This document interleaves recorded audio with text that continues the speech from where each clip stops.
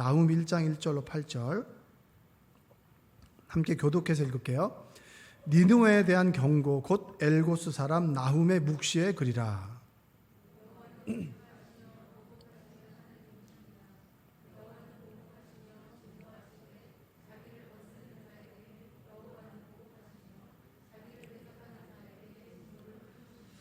여호와는 노하기를 더디하시며 권능이 크시며 벌받을 자를 결코 내버려 두지 아니하시느니라. 여호와의 길은 회오리 바람과 광풍에 있고 구름은 그의 발에 티끌이로다.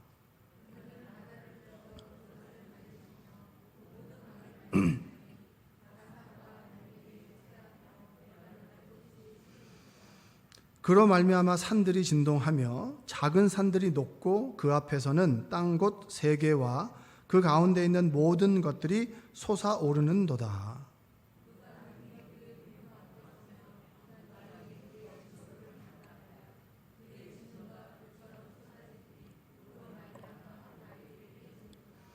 여호와는 선하시며 환난 날의 산성이시라. 그는 자기에게 피하는 자들을 아시느니라. 그가 범람하는 물로 그곳을 진멸하시고 자기 대적들을 흑암으로 쫓아내시리라.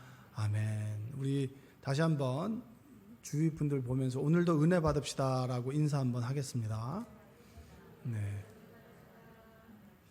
그 예전에 나온 책 중에 성경과 5대 제국이라고 하는 책이 있어요. 여러분 제목은 들어보셨나요?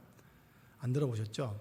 성경과 5대 제국이라는 책이 있어요. 근데 그게 뭐냐면 이런 거예요.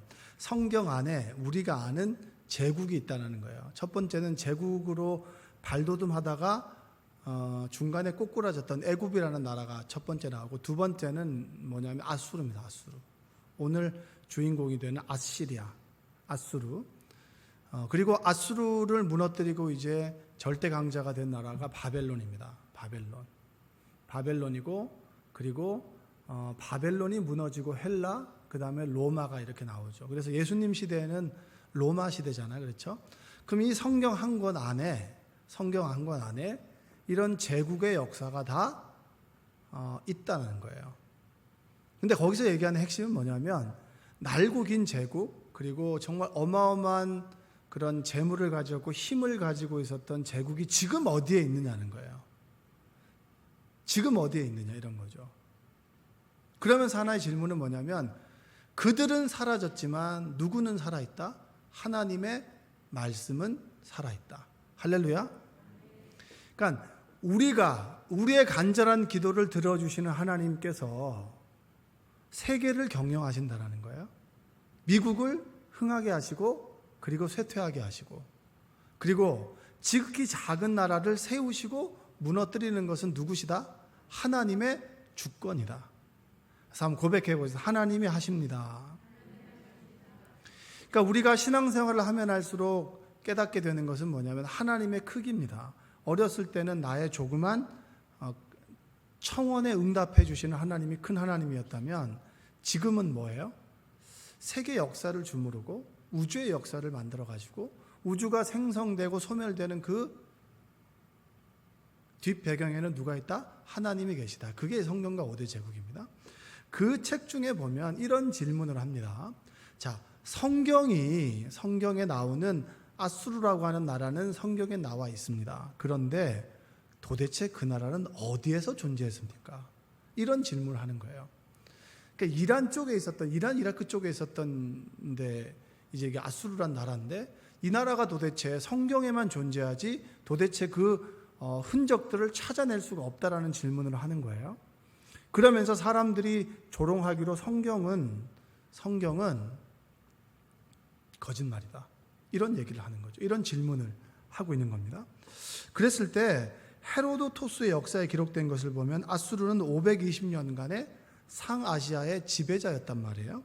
그리고 성경에 대한 모든 것이 그 아수르를 증언하지만 또 역사가들도 아수르에 대해서 얘기하지만 아수르가 도대체 어디 있느냐 이런 질문을 하는 겁니다. 그때 이 아수르에 대해서 의문을 품고 그래 존재할 텐데 도대체 어디 있을까? 라고 하면서 영국의 고고학자 레이어드라고 하는 사람이 1846년에 성경 말씀을 근거로 해서 이 아수르를 발견하게 됩니다. 7년여 동안 발굴을 해내는 거죠. 그 근거가 되는 게 1장 8절이에요. 한번 읽어볼까요? 1장 8절 한번 읽어보겠습니다. 그가 범람하는 물로 그곳을 진멸하시고 자기 대적들을 흑암으로 쫓아내시리라. 범람하는 물. 아수르라는 나라가 어디 있을까라고 했을 때 성경 말씀에 근거해서 있을 텐데라고 해서 레이어드라는 학자가 티그리스 강이 범람해서 이 물에 잠겨버렸을 것이다 라고 추측하고 추정되는 지역을 파내기 시작해서 7년 동안 파서 발견한 게 니느웨 성이에요. 그래서 조롱하는 사람들, 성경은 거짓이다 라고 했던 사람들에게 아수르의 존재가 드러남으로 인해서 유물들이 드러나죠. 그러면서 이 성경이 진짜 진실만을 말하고 있구나 라고 하는 것을 얘기합니다. 근데 여러분, 성경은 과학책이 아니에요. 역사책이 아닙니다. 성경은 신앙의 고백이에요. 할렐루야. 뭐라고요? 신앙의 고백. 역사책을 보고 은혜 받았다라는 사람은 없어요. 역사책을 보고 인생이 바뀐 사람은 없습니다. 그러나 우리의 신앙 고백, 하나님을 만난 사람들의 신앙의 고백을 통해서 그 고백을 내가 만나는 그 순간에 우리의 인생이 바뀌고 생각이 바뀌게 되는 것입니다. 여러분들도 오늘 이전에 하나님을 만났던 그 뜨거웠던 가슴을 가지고 있던 그 믿음의 사람들과 만나는 은혜가 있기를 주님의 이름으로 축복합니다.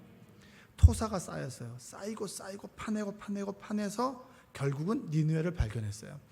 이 아수르라고 하는 나라는 BC 722년에 북이스라엘을 멸망시켜버리고 남유다를 호시탐탐 집어삼키기 위해서 노리고 있을 때 하나님께서 누구를 보냈죠? 요나를 보냈죠. 요나가 그러니까 니느웨에 가고 싶겠어요? 안 가고 싶겠어요? 가기 싫으니까 니느웨라 가라 그랬더니 다시스로 갔죠. 그래서 하나님 말씀과 반대되는 상황 속에 가서 밀려 그런 물고기 뱃속에 갔습니다. 그러면서 그때 돌이켜서 다시 니느웨로 갔죠. 그래서 그 정말 무성의한 외침 속에 니느웨 사람들이 회개를 하죠. 굵은 베옷을 입고 엎드려서 우리를 용서해 주십시오. 그때 하나님께서 요나의 말을 듣고 용서해 줬습니까? 용서해 줬습니까? 그러니까 요나가 열받은 거예요. 아니, 저 사람이랑 나랑은 레벨이 다르지 않습니까? 저 사람은 멸망받아야 될 사람인데 왜 저들을 살려주십니까? 이 질문을 요나가 하는 거예요. 그리고 150년이 지나고 난 다음에 나훔이 BC 640년에 나훔이 요시야 왕 때 니느웨의 악랄한 악을 보면서 선포하는 말씀이 오늘 나훔에 있는 말씀이에요.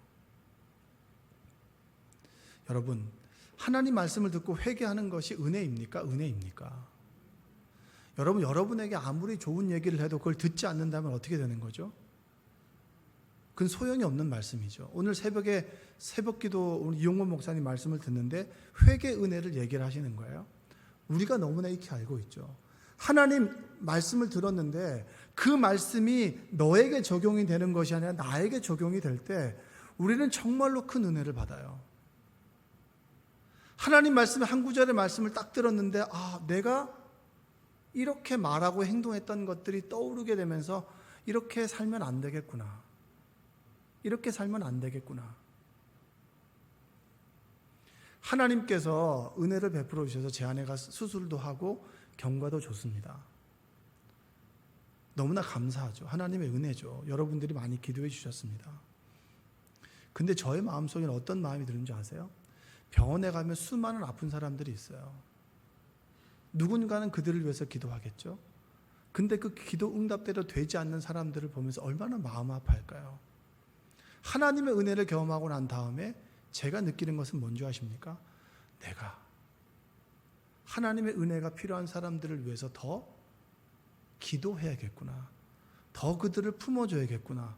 라고 하는 게 뭐죠? 이 우둔한 저에게 하나님 말씀이 심겨졌을 때 저가 깨닫게 되는 거잖아요. 이게 얼마나 큰 은혜입니까? 니느웨 사람들이 하나님의 음성을 듣고 난 다음에 그들이 돌이켰습니다.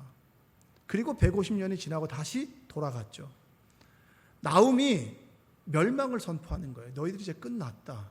심판하시는 하나님, 공의로우신 하나님에 대해서 선포합니다. 요나의 선포와 그들이 무너지기까지의 과정을 통해서 우리는 어떤 하나님을 알 수 있을까요? 오늘의 제가 설교 때 말씀드리고 싶은 거예요. 그냥 무너뜨리면 되잖아요. 한 번 기회를 줬잖아요. 근데 나음을 통해서 동일하게 말씀하시는 이유는 뭐예요? 그것은 하나님의 성품이에요. 그 하나님은 어떤 하나님인가? 여러분, 그 하나님을 여러분과 제가 오늘 만나고 고백하게 되기를 주님의 이름으로 축복합니다. 여러분, 나움 1장 2절 한번 읽어볼까요? 1장 2절 한번 읽어보겠습니다. 여호와는 질투하시며 보복하시는 하나님이시니라. 여호와는 보복하시며 진노하시되 자기를 거스르는 자에게 여호와는 보복하시며 자기를 대적하는 자에게 진노를 품으시며. 하나님의 성품을 안다라고 하는 것은 나의 성품을 아는 것이고요. 하나님의 성품을 안다라고 하는 것은 인간과 다른 하나님의 성품을 통해서 나의 진면목을 아는 거예요. 근데 여기서 하나님은 어떤 하나님이라고 얘기하죠? 질투하시는 하나님이라고 얘기합니다. 자, 하나님은 질투하시는 분입니다. 한번 따라서 해보겠습니다. 시작. 질투란 말을 좋아하는 분 계세요? 네? 저는 사실 성경 읽을 때마다 가장 은혜가 안 되는 게 질투하는 하나님이에요. 주변에 여러분 질투해서 맨날 삐져가지고 자기만 봐달라고 하는 사람들 본 적이 있어요? 없어요? 참 힘들어요. 나만 바라봐줘. 그 다음에 꼭 내 사람. 그리고 항상 나한테 잘해줘야 돼. 라고 하는 사람이 있어요. 이게 이성관계만이 아니라 성향이 그런 성향을 가지고 있는 사람들이 있습니다. 근데 하나님도 그런 성향을 가지고 있다고? 우리가 조금만 눈 돌리면 하나님 질투해가지고 막 삐져가지고 우리를 갖다 밀어내고 그런 하나님이 그 질투하시는 하나님인가요? 이 질투에 대해서 굉장히 제가 묵상을 좀 많이 해요. 질투가 뭔가? 전 여러분이 질투라고 하는 것이 원어에 보면은 엘콰나라고 하는 거예요. 엘콰나라고 하는 것은 선한 질투입니다.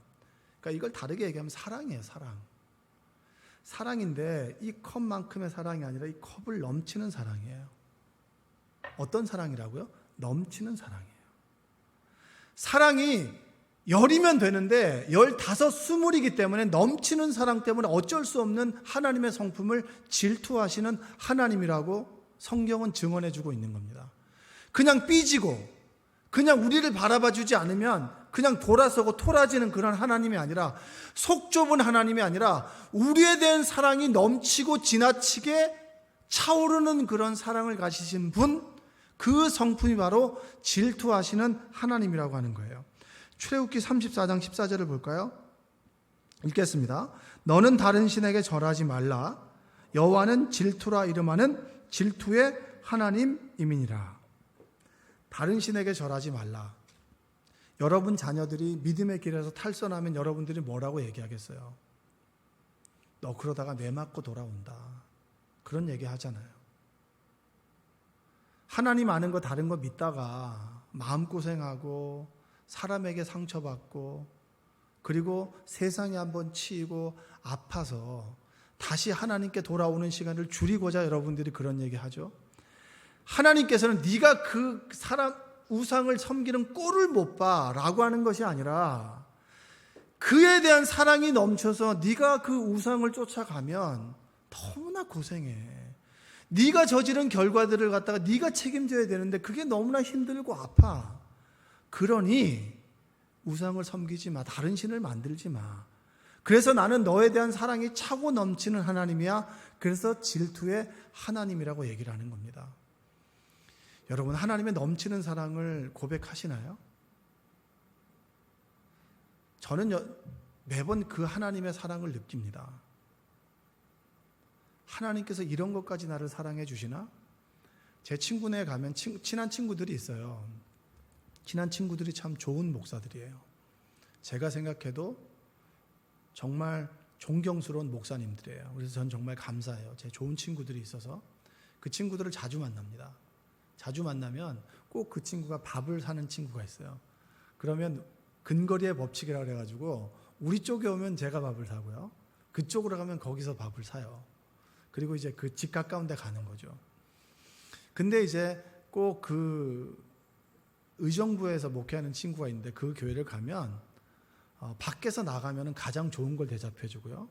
그 다음에 요즘에는 밖에 못 나가니까 이제 주문을 해줘도 정말 정성스럽게 준비를 해요.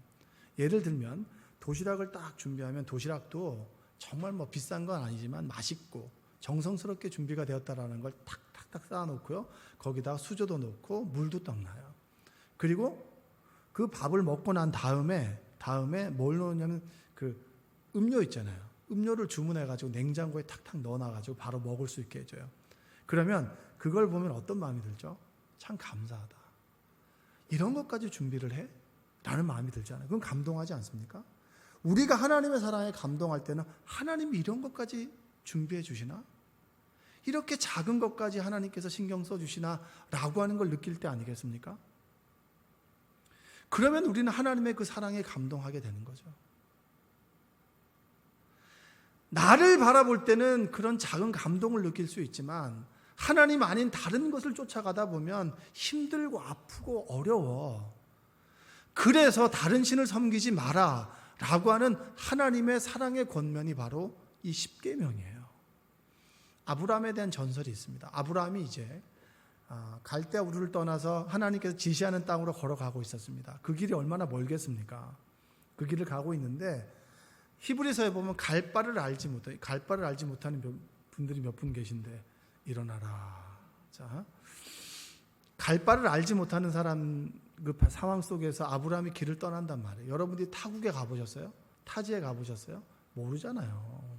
저희 어머니는 저희 집에 오셔가지고 집에서 책만 읽고 계세요. 왜냐하면 나가봐야 아는 데가 없으니 어딜 나가겠어요. 그러니까 집에 있는 거죠.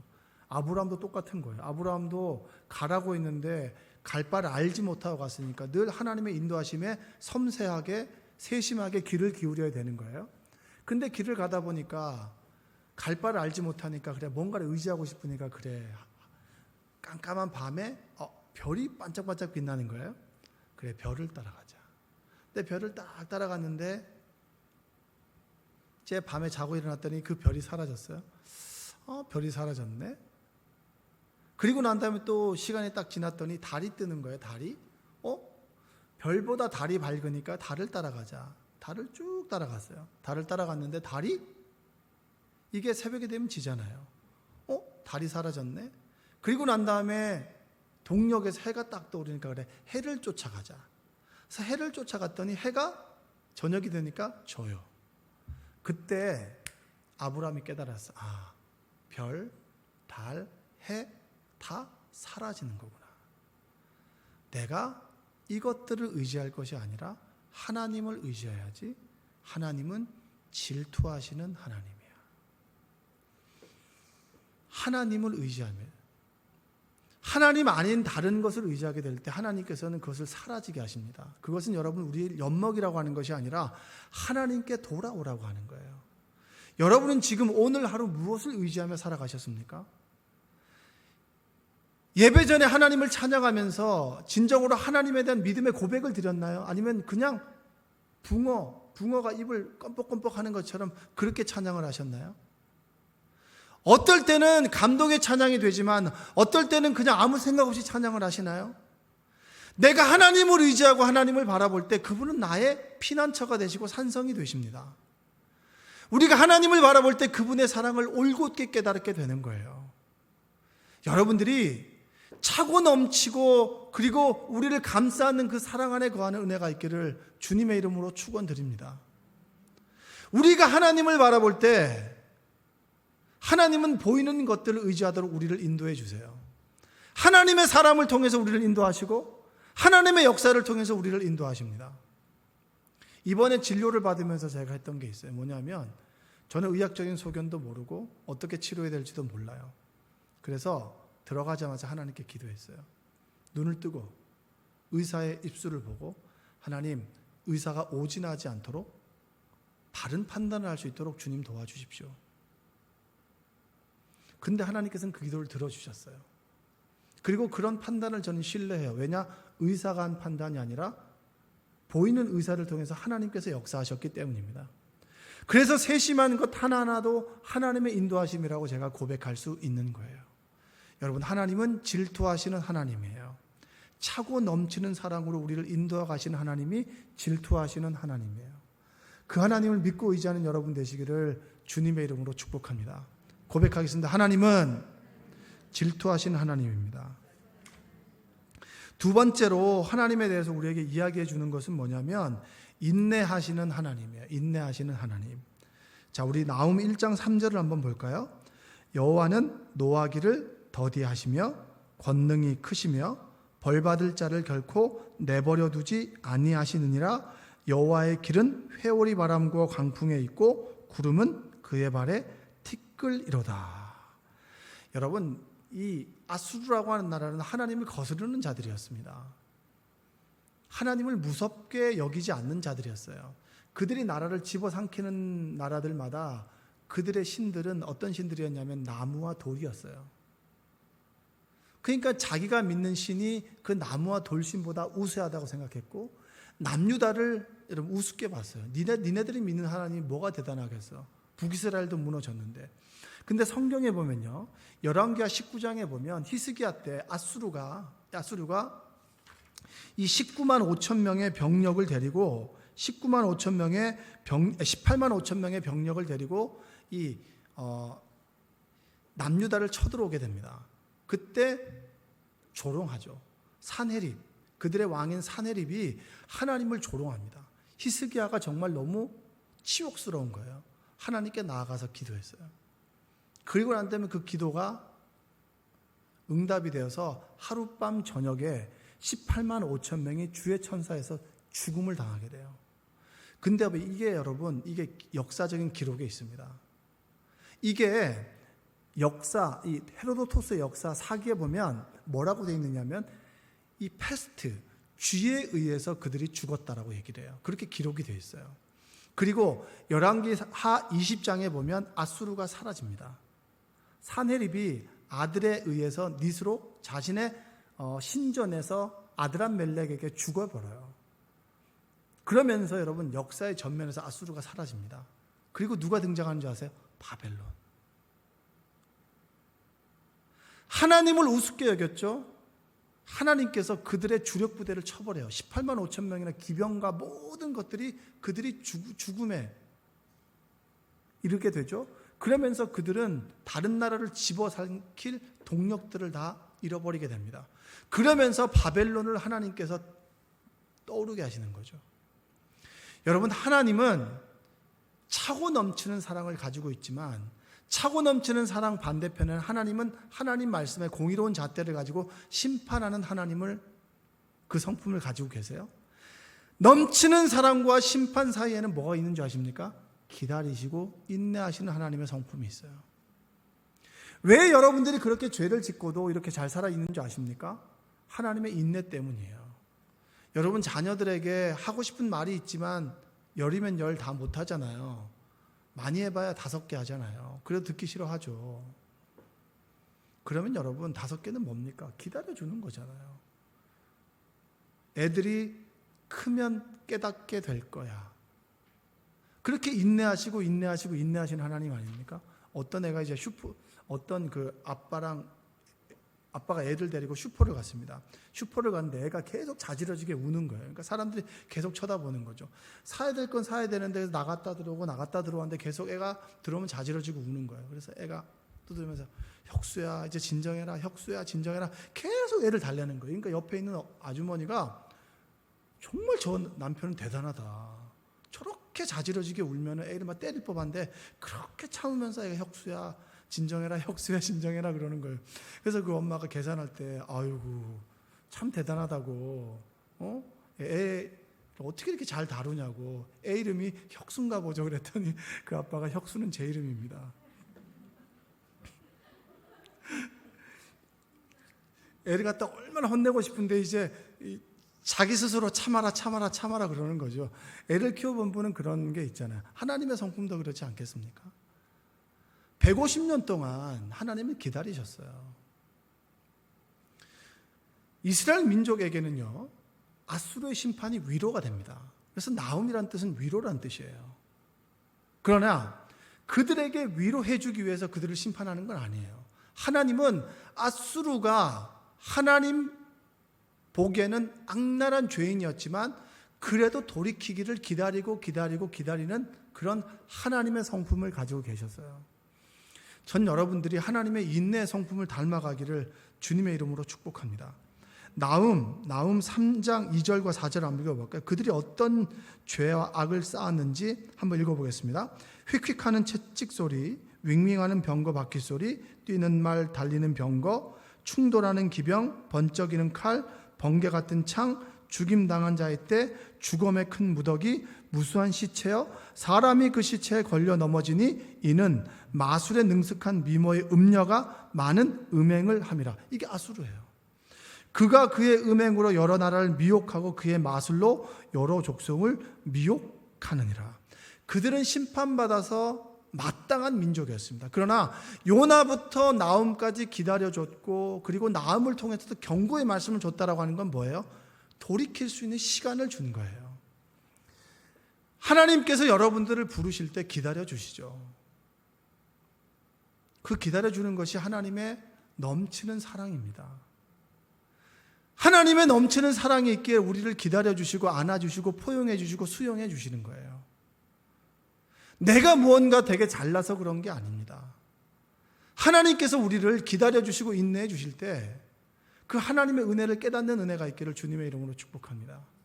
그리고 더 나아가서 나에게 해코지하고 나에게 힘들게 하고 나를 아프게 만드는 사람, 내가 정말 이해하고 싶지 않은 사람이 내 가까이에 있다면 그를 품어주고 인내하는 은혜가 있기를 주님의 이름으로 축복합니다.